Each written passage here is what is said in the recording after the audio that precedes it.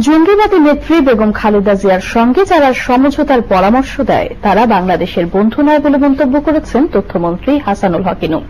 বিকেলে রাজধানীর আগারগাঁয়ের আইটিবি ভবনে আয়োজিত pioneering, connecting and empowering voices for change, strengthening community radio in Bangladesh to fight poverty and promote development শীর্ষক প্রকল্পের সমাপনী সভায় তথ্যমন্ত্রী আরও বলেন, পরিবর্তনের আওয়াজ হিসেবে সারা দেশে কাজ করছে কমিউনিটি রেডিও। জঙ্গিবাদ উন্নয়নের বাধা আর তা দূর করতে কমিউনিটি রেডিও গুরুত্বপূর্ণ ভূমিকা রাখবে বলে মনে করেন ইনু।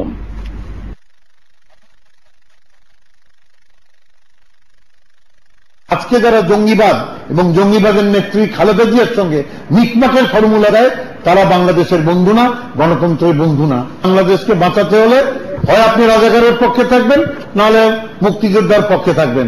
রাজাকার মুক্তিযোদ্ধার মিক্সচার, এই মিক্সচার চলবে না। গণতন্ত্রের নামে বাংলাদেশে আগুন সন্ত্রাসীদের সঙ্গে ভারসাম্য রক্ষার নীতি গণতন্ত্রের জন্য মঙ্গলজনক নয়।